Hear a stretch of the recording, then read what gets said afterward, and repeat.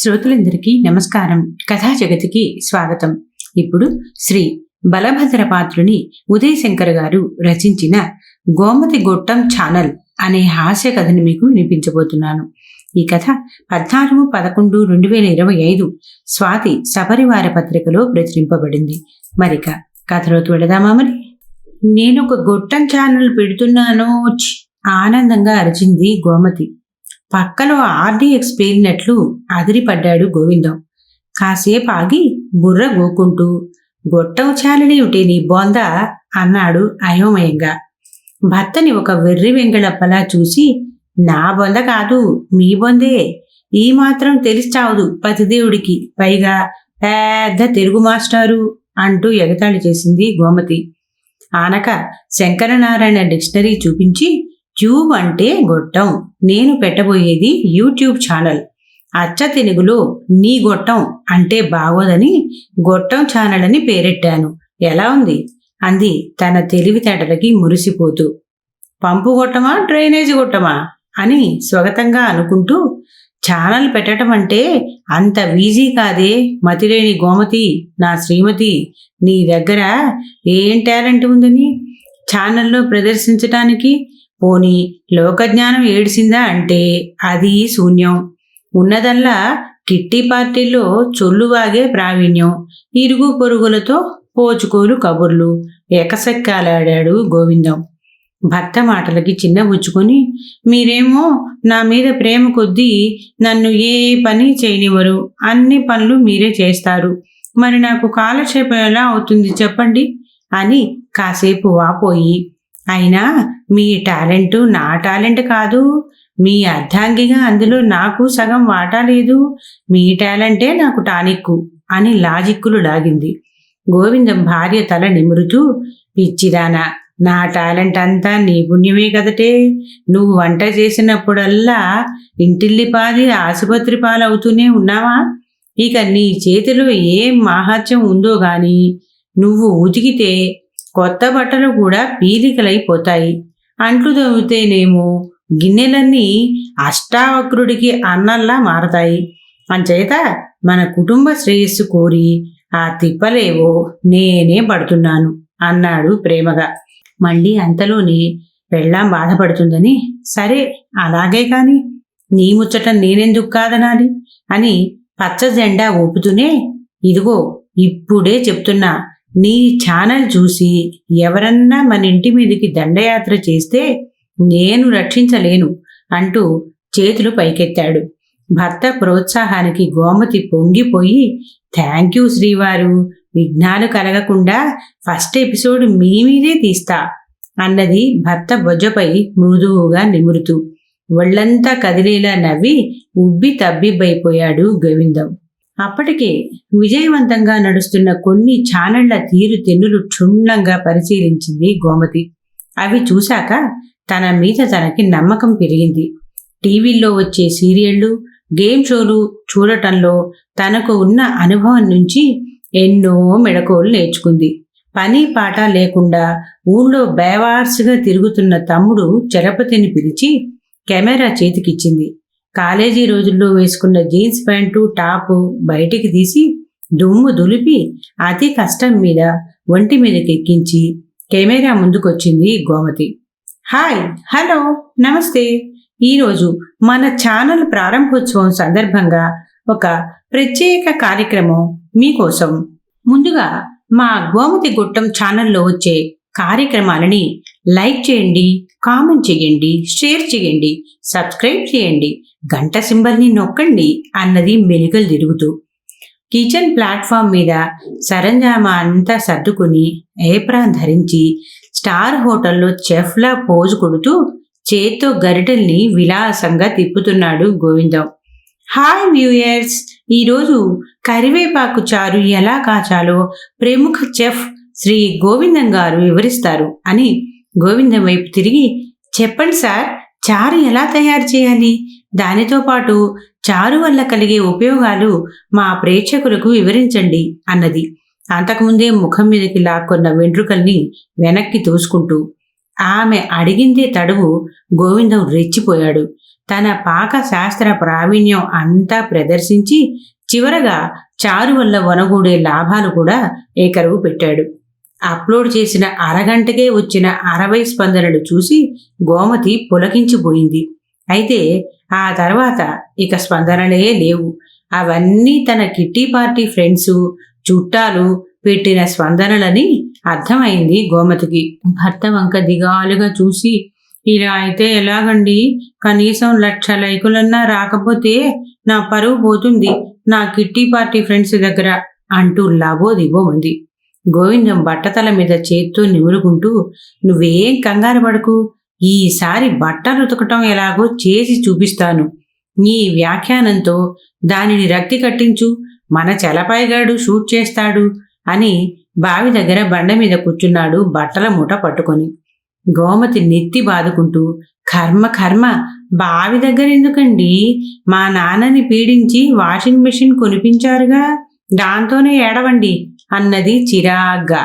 గోవిందం చిటిక వేసి, అక్కడే ఉంది కిటుకు, మెషిన్లో అయితే బట్టలు బయటికి కనబడవు, మన ప్రావీణ్యం ఎవ్వరూ గుర్తించరు. ఇలా ఓపెన్గా ఒక్కొక్క బట్ట బండ మీద బాదుతూ ఉంటే ప్రేక్షకులు దిమ్మ తిరిగిపోతారు అని మూటలో నుండి ముందుగా లంగాలు తీసి ఉతుకుడు కార్యక్రమం మొదలుపెట్టాడు. అతడి తెలివితేటలకి మురిసిపోతూ, రారా తమ్ముడు అంటూ బావి గట్టుకు ఆనుకొని నిలబడి, హాయ్, హలో, నమస్తే, ఇప్పుడు మీకు వినూత్న కార్యక్రమం చూపించబోతున్నాం. ముందుగా ఒక చిన్న రిక్వెస్ట్, మా ఛానల్ని లైక్ చేయండి, షేర్ చేయండి, సబ్స్క్రైబ్ చేయండి అంటూ గడగడ అప్పచెప్పేసి గోవిందం వైపు తిరిగింది.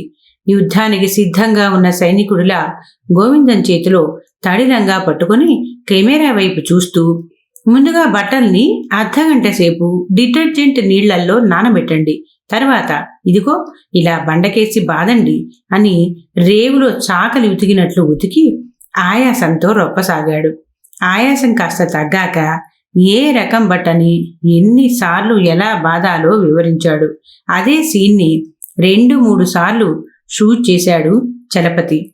గోమతి సంతృప్తిగా నవ్వి, చూశారుగా, బట్టలు ఉతకటం తేలిక అనుకుంటాం కానీ దానికి ఎంతో బలం కావాలి, అంచేత ఈ పనికి మగాడే సరైనోడు. ఇంకెందుకు ఆలస్యం, ఈ రోజు నుంచే మీ శ్రీవారి చేత బట్టలు ఉతికించండి. మళ్ళీ మరో ఎపిసోడ్లో మరో అంశంలో కలుద్దాం, బాయ్ బాయ్ అంటూ గాల్లోకి ముద్దు విసురుతూ ముక్తాయించింది. ఈసారి కామెంట్లు వెల్లువలా వచ్చిపడ్డాయి. అయితే అవన్నీ గోవిందాన్ని ఉతికి ఆరేసినట్లే ఉన్నాయి. ఒరే చవట, వాజమ్మ, ఆడాళ్ళంగాలు ఉతకటానికి సిగ్గులేదట్రా అని కొందరంటే, నిన్ను చూసి మా పెళ్ళాలు కూడా మమ్మల్ని దోబీలుగా మారుస్తారర్రా, నీ మొహం మండ అంటూ తిట్ల వర్షం కురిపించారు. ఆ కామెంట్లు చూసి అదిరిపోయిన గోవిందం, ఇక వల్ల కాదు, నా వల్ల కాదు గోము, నన్ను వదిలే అని దీనంగా మొహం పెట్టి చేతులు జోడించాడు. అప్పుడే చలపతి రంగప్రవేశం చేశాడు. ఊరుకో బావా, ఈ మాత్రం తిట్లకే బెంబేలు పడితే నువ్వు సెలబ్రిటీ ఎలా అవగలవు అని గోమతి వైపు తిరిగి, ఈసారి బావని గుర్తుపట్టలేనంతగా మేకప్ వేసి అంట్లు తోమే కార్యక్రమం షూట్ చేద్దాం అన్నాడు కెమెరా గోవిందం వైపు గురిపెట్టి. గోమతి నీరసంగా చూసి, బావా ఒప్పుకోడేమోరా అని ఆక్రోశించి, అయినా బావని తిట్టినందుకు కాదు నా బాధ, జనం నన్ను అపార్థం చేసుకుంటారేమో అని అంటూ సన్నగా గుణిగింది. చలపతి గోమతికి సర్ది చెప్పి గోవిందానికి ఖాకీ నిక్కరు, ఖద్దరు బనీను తగిలించి అంట్ల గిన్నెల ముందు పీట మీద కూర్చోబెట్టాడు. గోవిందం మొత్తుకుంటున్నా వినకుండా మీసాలు గొరిగించి, ఇప్పుడు చూడు, బావని ఎవ్వరూ గుర్తుపట్టలేరు, యాక్షన్ అంటూ అరిచాడు. బావి చెప్టా మీద కూర్చుని కొబ్బరి పిచ్చుతో అంట్ల గిన్నెలు తోమి తన ప్రావీణ్యం ప్రదర్శించాడు గోవిందం. ఒక్కొక్క గిన్నె తోమక ముందు, తోమిన తర్వాత అంటూ క్లోజప్లో చూపించాడు చలపతి. గోమతి తన వాక్ చాతుర్యంతో రకరకాల ప్రశ్నలు వేసి గోవిందం నుంచి సమాధానాలు రాబట్టింది. ఇంత హంగామా చేసి షూట్ చేసిన ఎపిసోడ్ అప్లోడ్ చేస్తే దానికి ఒక్క లైకు రాలేదు. గోమతి గోడు విల్లుకుంటూ ఆలోచించసాగింది. సరిగ్గా అప్పుడే చలపతి భార్య పంకజం రంగప్రవేశం చేసింది. అసలు మీరు పెట్టే టైటిలే బాలేదు. టైటిల్ చూస్తేనే ఉత్కంఠ కలగాలి, నరాలు వేడెక్కాలి అన్నది హుషారుగా. గోమతి అయోమయంగా చూస్తూ, నరాలు వేడెక్కటం ఏమిటి నీ బొంద, మనం తీసేది మిడ్ నైట్ మసాలా కాదు అన్నది చిరాగ్గా. పంకజం పకపక నవ్వుతూ, చూశారా, మీరు కూడా తప్పులో కాలేశారు అన్నది. చలపతి చిరాకుగా చూసి, అదేదో సరిగ్గా చెప్పిచావు అన్నాడు. భర్త నెత్తిన రివర్స్లో పెట్టుకున్న టోపీని సర్ది, అక్కడికే వస్తున్నా, బట్టలు ఉతికే ఎపిసోడ్కి బట్టలు ఉతికే విధానం అని పెట్టారు కదా, అలా కాకుండా చీర జాకెట్టు తీసి రెండో లైనులో మీ వారు గుడ్లప్పగించి చూస్తారు అంటే చాలు, జనం ఎగబడి చూస్తారు అన్నది తెలుగు సినిమాలు ఎక్కువగా చూసే పంకజం. గోమతి, గోవిందం, చలపతి ఆమెని ప్రశ్నార్థకంగా చూశారు.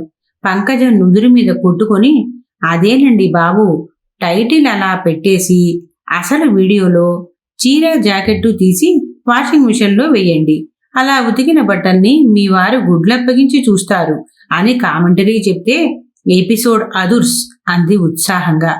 పంకజం చిట్కా బాగా పనిచేసింది. లైకులు వేల నుంచి లక్షల్లోకి చేరాయి. ఇల్లు ఊడ్చటం, బూజు దురపటం, బెడ్షీట్స్ మార్చటం, బాత్రూంలు కడగటం లాంటి కాన్సెప్టుల మీద వీడియోలు చేసింది గోమతి.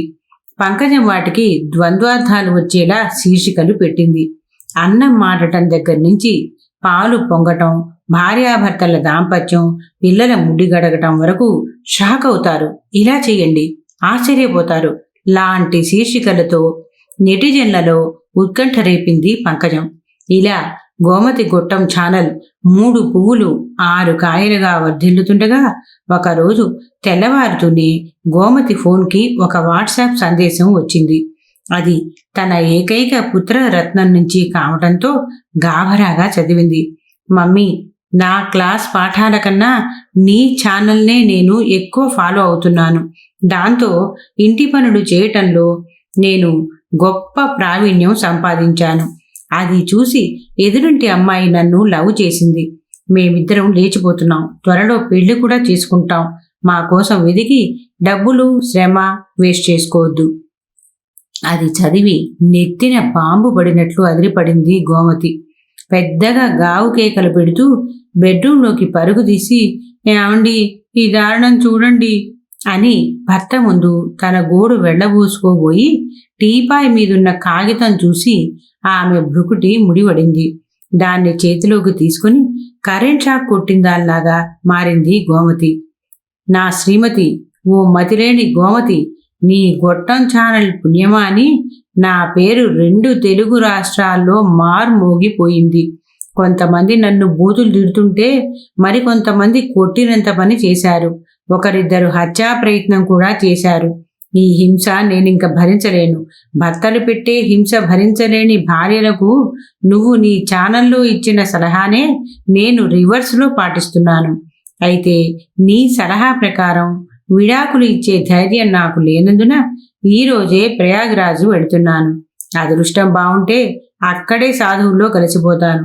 దురదృష్టం వెంటాడి ఎవరైనా గుర్తుపడితే ఎంతైనా సెలబ్రిటీని కదా, మళ్ళీ వచ్చి నీ సేవే చేసుకుంటాను. ఉత్తరం చదివి తమ్ముడు అంటూ కర్ణ కఠోరంగా ఆర్తనాదం చేసింది గోమతి.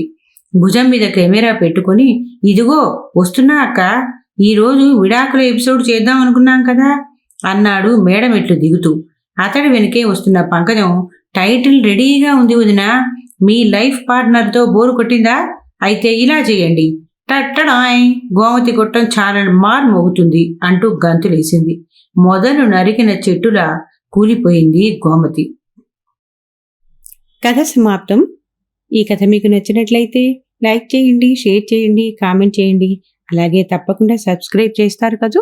మరి ఉంటానండి, మీ భాగవతుల పద్మ.